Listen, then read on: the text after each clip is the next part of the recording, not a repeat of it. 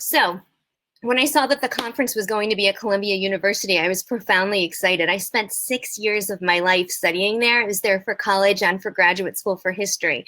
And the first thing that happened when I found out that my proposal was excited was that I called my mother and I called my best friends and I said, guess what? I get to leave the padded phone booth where I work all the time and be in front of real live people. But in an ironic twist of fate, here we are back in our homes, all separated. So life goes on. But I want to bring you back to what you see right here in front of you on the steps, the red and beige steps. That's the rotunda of the Low Memorial Library. And that's where I stood when I took my diploma at my commencement in May 1999. And on that rotunda, actually, Muhammad Ali and Lauren Bacall stood there with me receiving honorary PhDs. And it was a really big deal. And another momentous thing happened that day. Believe it or not, the Phantom Menace, the prequel of the Star Wars movie, was also released the day that I graduated from Columbia. The entire time that I was at Columbia, the Star Wars movies were being re-released in the theaters. And because I was too young to see them, it was a very big deal for everybody at Columbia to be watching these movies while I was in university. So as soon as I found out that my proposal had been accepted, I had to sprinkle in some Yoda wisdom throughout. So I hope you'll indulge. So why am I qualified to be here speaking to you today? I think I offer a unique perspective because I understand what it's like to work from voice talents from both sides of the mic. I come from an academic background. I taught at an independent upper school in the city for many years, but I've also been a full-time voice actor since 2015. And my business is made up of both commercial clients and a lot of e-learning work. About 40% of my business is e-learning. The clients listed here tend to be the clients that I work with regularly, but I have a lot of clients that are K-12 clients, universities as well. And I work with people who do their e-learning in-house. I work with independent instructional designers, and I've worked with companies that are content creators. And so let's start to talk about the trends that we're seeing right now in e-learning and voiceover. Yoda says you must unlearn what you have learned. And it's interesting because just since I've been in the field in 2015, there's a shift. It used to be that everybody wanted a professional narrator. When I first got into e-learning, there were big corporations creating content libraries, and they wanted a narrator. I have a friend who is a vice president at Merck, and she would say, you mean you're like one of those voices that I skip when I'm listening to training in the car? And I said, oh God, I hope not. But that's what all of the e-learning that I initially was getting was like. Now, I would say 90% of the scripts that I get are role plays. And that's not just for gamification and mobile apps. I did a job last week that was a call simulator for a local hospital, and that was from a very big content creation company. What do I think is driving this trend of the shift towards playing? I think it's new technology. I think it's the shift towards mobile apps. After watching the last 2 days at the conference, I hadn't really thought so much about the AI and the VR, but I think that could be coming into play too. But it seems like they want the real voice. And even clients that I had been doing a lot of work as a professional narrator, they want you to sound totally conversational, like you're speaking to someone else in their office. They don't want you to sound like a trained narrator anymore. That trend has left. Now, I don't do a lot of medical narration in e-learning, but my friends who do medical narration tell me that they aren't seeing this shift so much with the medical. So that's an interesting thought. Okay, so this talk very much came up from meeting people who were instructional designers and content creators and listening to their pain points. I met a woman at a conference in Atlanta in 2017 when I was actually on a water break, and she said, I cast a guy that I found on Fiverr, and we had some pickups to do, and I couldn't get him back. So I had paid him several $100s to do all of the voiceover for the project, and then there were script changes, and I couldn't get him back, and I had to recast another talent, and I had to eat that cost. And the more I started to talk to my clients about what worked for them and what didn't work for them, the more I realized these were academics who never interacted with creatives or actors, and suddenly they're in the position that they're casting actors who act, and they don't know what to ask. And that's where the problem is. So I wanted to create this talk, understanding it from both perspectives, so that you could start to think about it. So Yoda says, the greatest teacher failure is. I hope that this does not happen to you, but these are some of the questions that every single time you work with somebody like me, you should ask. The first question is, what is your turnaround time? If the phrase turnaround time is new to you, that means from the time you send a voice actor like me or someone else your script, when should you expect to have your fully edited, finished audio back? It's different for everyone, and it can be different for every job. So you want to ask that every single time. For me, my answer for e-learning is always the same. It's always 8,000 words fully edited a day. I have a friend, Jay Michael, who does 10,000 words a day. I know people who do 6,000 words a day. It depends on their rate of recording and how fast they edit. Now, something else I was thinking about that you want to ask, if there's an NDA for the job, you don't want people who outsource their editing. I don't outsource my editing. People who tell you that they can record and edit 10 to 15,000 words in a day may be outsourcing their editing. So that's another question that you want to ask, because especially if it's proprietary content and there's an NDA involved, you want someone who does their editing themselves and isn't outsourcing it. And a red flag might be someone who can do more than that in a day because they're likely not editing their own content. Next, what is your revision policy? You want to ask a voice actor that always. So my revision policy is that I have a minimum, we'll talk about pricing later, but a revision is different than a pickup. A revision is defined as the content creator, the client, making a script change. So my revision policy is that I prefer that they let me know if there are revisions or script changes within 48 hours of the delivery of the audio. And then I have a price per 30-minute revision session. Every single talent prices this differently. So you want to ask, and you want to ask what the voice actor's availability is for revisions when you hire them. The next thing is pickups. So what are pickups? Pickups are if there's a word change, if there's a script change, if they want you to change emphasis, and you want to ask them what their policy is. Performance errors, meaning if the voice actor makes a mistake with the voiceover that they did, they should always be responsible for that. That's industry standard. You should never pay for a mistake that the voice actor made, and they should never be charging you for a revision session. You want to ask them what their pickup policy is, and you want to ask them how soon they need to know. So for example, I prefer to know within 48 hours, but if a client tells me when I deliver the audio that they won't know for 2 weeks because there's a team of people reviewing the audio, that's fine as long as you know up front, but you need to have the conversation. The next thing is a big deal. You want to ask the voice talent if they're full-time. Why does this matter? This matters because if they're working somewhere else from 8 to 5 or from 9 to 6, it means they're not available to record your voiceover. And it means they're not available to do your pickups and your revisions either. So you want somebody who's in their booth all day so that A, they can get your modules back to you, and B, they can make the changes that you need. You want them to be able to bring your recordings to life. And if they're not in the studio, it can't happen. So you want someone who's really there. Okay, Yoda says size does not matter. Size matters not, but the tech does.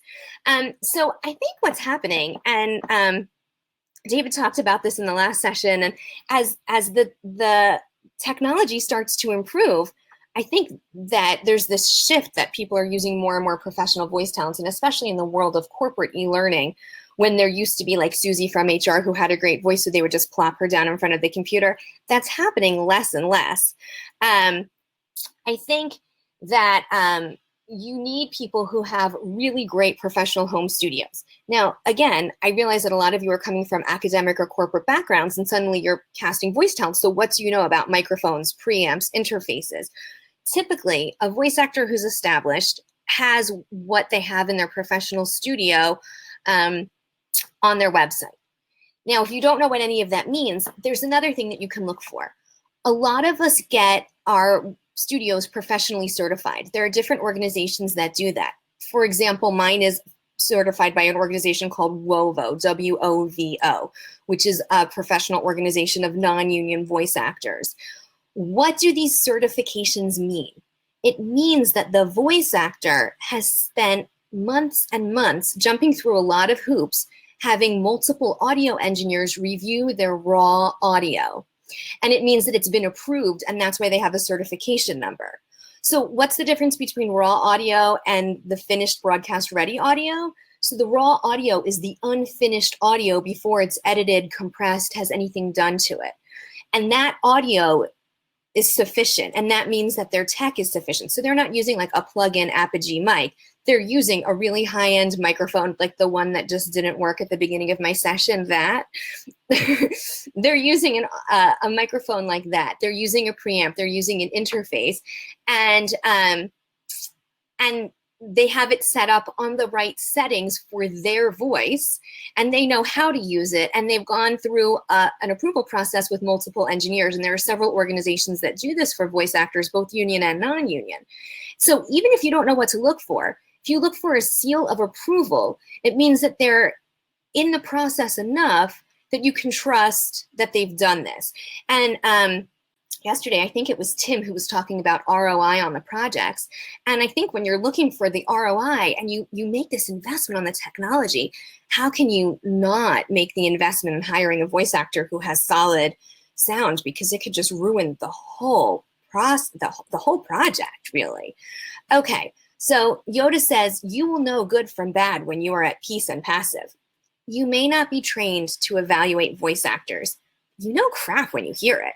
I mean, you can tell the difference when something is crackly, when it's not crisp, when you hear the roominess in the audio. Another question, and I have never spoken at this conference before, so I didn't think to use the polling feature. But had I used the polling feature, I'm curious to know how many people here listen on the headphones that we typically wear, that voice actors wear, which are the headphones that are not treated, not like a Beats or what comes with your iPhone, but we listen on headphones that are really strong so we can really hear our voices, as opposed to listening on your computer or listening on headphones like Beats or what comes with your iPhone, because it makes a difference in terms of what you're listening to. But you can really hear what you're getting for your money. In terms of pricing for voiceover, pricing is often the last thing thought of. Voiceover is often the last thing thought of when e-learning projects are conceived of. And it's not just in e-learning that voiceover is often an afterthought. There's a statistic that in big Hollywood projects, sound, which includes voice, all of the audio, music, is only 4 to 10% of major Hollywood projects. That's pretty shocking when you think about it. So, for it to be thought of last in e-learning, it's not such a shock. But just so that you know, there is standard pricing for voiceover for e-learning. Where do voice actors set our pricing? There are 2 websites that you can go to if you're curious. One is the GVAA Rate Guide. It stands for Global Voice Acting Academy. And the other is called Gravy for the Brain. Gravy for the Brain is a resource for voice actors in the UK, and it's a tremendous resource, and their rates are pretty dead on. Both union and non-union talents have minimums and rates that we post online and share. Those of us who have invested thousands and thousands of dollars in our equipment and in our coaching and in ongoing professional development and in attending conferences, we try really hard to maintain standard industry rates. If somebody is an outlier, if you start bidding on projects and getting prices from talents and all of the prices seem to be in one cluster and someone is dramatically lower, there is something wrong. They should not be willing to work for like sweatshop rates. If they have a good mic and they've had a lot of training, they should know what the industry standard rates are, and you should be alarmed if someone does it. That should be a red flag to you. The rates make a big difference in terms of what you're getting. You know, it's interesting. My son is turning 17 and he's learning to drive, and he's been doing an online training module, and he said that there's 3 different voices that he's listening to. And one of the voices is amazing, and he loves listening, and he thinks he's learning as he listens. And 2 of the other voices, he said it's painful to listen to, and he's having trouble getting through the content because the voices are so bad. And he said the technology is the same. The questions are the same in terms of the way the modules are run and the quizzes that they have at the end, but the voices are so disappointing that he can't concentrate on the content. So the voice matters.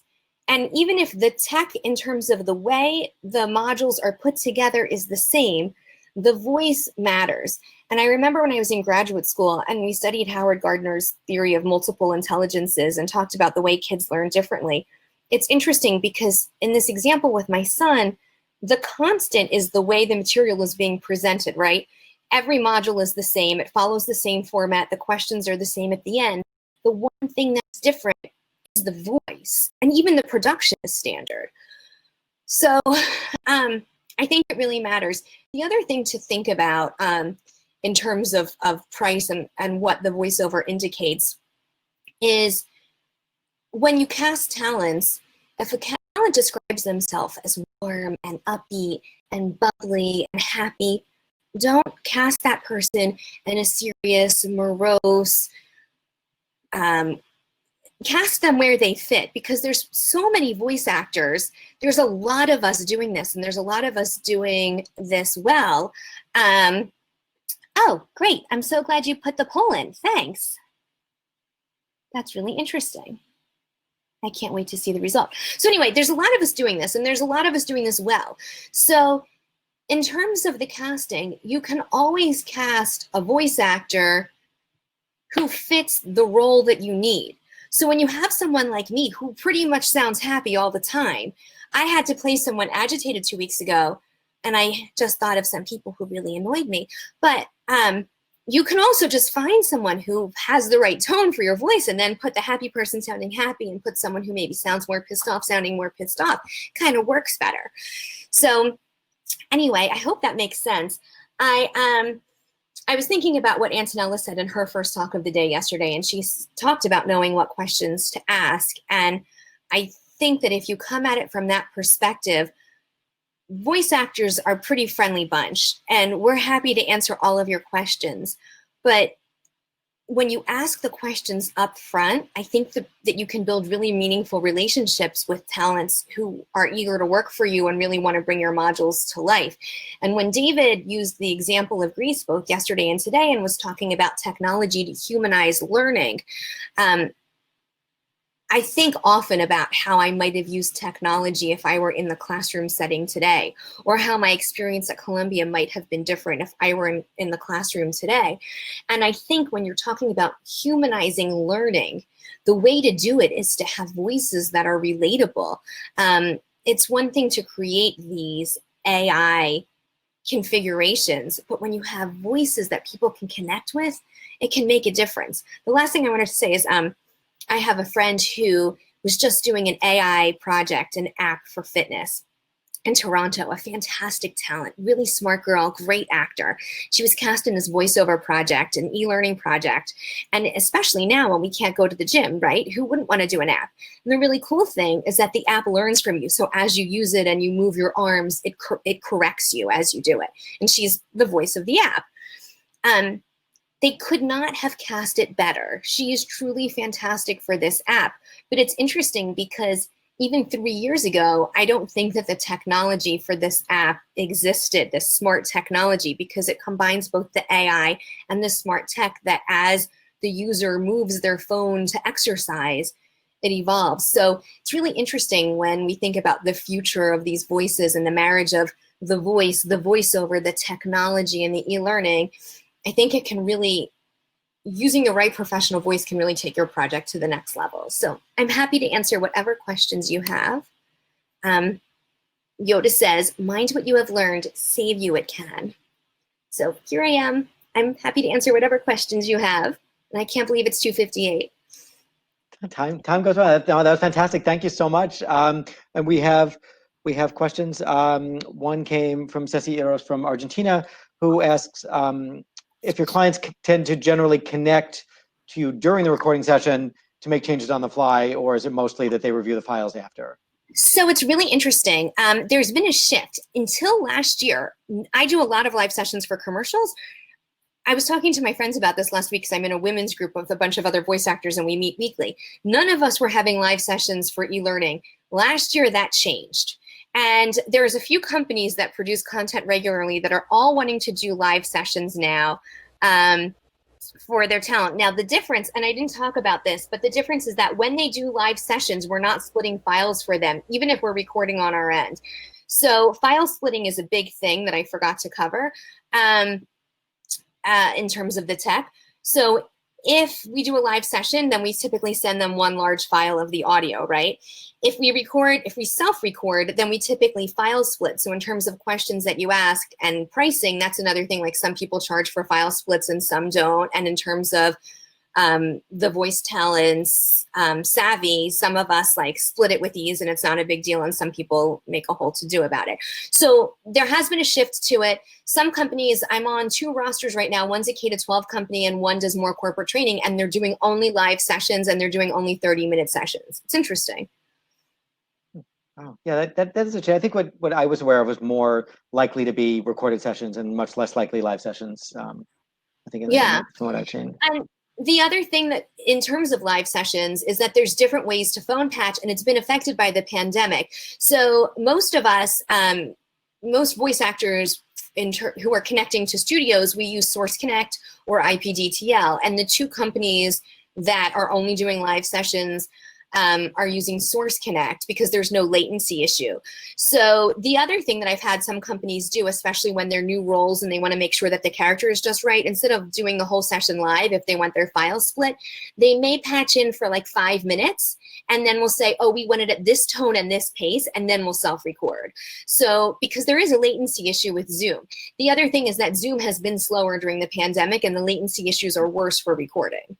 Right, and that makes sense. Do you then ever run into sound issues? Like it seems like you work so hard to keep your sound, your studio quiet, and then you're going to have people, right there. You have an open line. So typically, I don't have typically my computer's outside of my booth, and I only have a monitor in my booth. So I plugged in a remote camera, and my remote camera has audio, and I think it was bumping the audio off of my microphone because I don't know what else could have happened. But I didn't want to waste everyone's time. I didn't mean I mean when you're working with people listening in, right? So when they're listening in, is there a concern with the headphones? I don't know if you saw in like the 30 seconds that I was in there, but the headphones that I have on enable me to hear the client in my ear, and I usually have one ear on and one ear off. So they could direct a session. Like if you were to direct me, I would hear you in my ear and could record, and you wouldn't come through on the mic.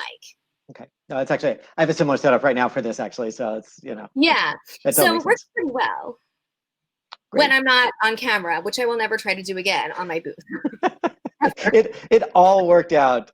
Everything worked out except we couldn't get you to Columbia this year, so it's gotta be next year. I know. I know. We got another question from Ceci from Argentina, or I guess a comment. Said she usually, and she's from Argentina, she usually has the client connect just to make sure that product names are pronounced correctly, or speeding up or slowing down. Those are the kinds of reasons that when they work with their client, they want to connect. It's a good deal. Yeah. So it's interesting because a lot of clients don't give us pronunciation guides, and especially when it's from another country or for another language, it can be a big problem. So sometimes I'm in a Facebook group with other voice actors. We'll all be texting each other like pronunciation, please. So it's very helpful when the client can patch in. The other thing, if a client won't do a live session in that instance, we'll ask them to send us a scratch track that they either record. But in that instance, it's great when the client will do a live session because it saves us a lot of time and it saves us the back and forth.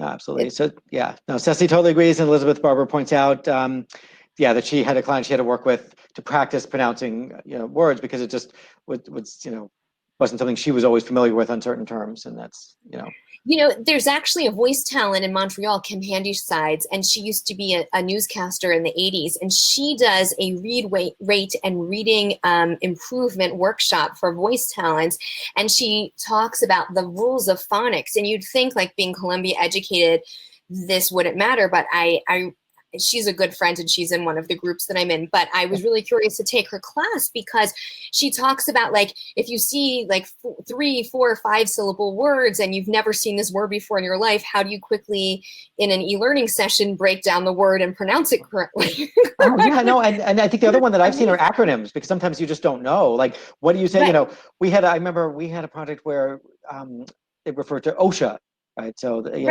and no, I don't think anyone knew whether that was necessarily going to be OSHA or OSHA, right? It's, it's how do you put it? When do you say an acronym? When do you spell it out? Sometimes it's client specific, like that's a general US government term, but sometimes it's client specific or a client acronym that who would know? I mean, how would anyone know?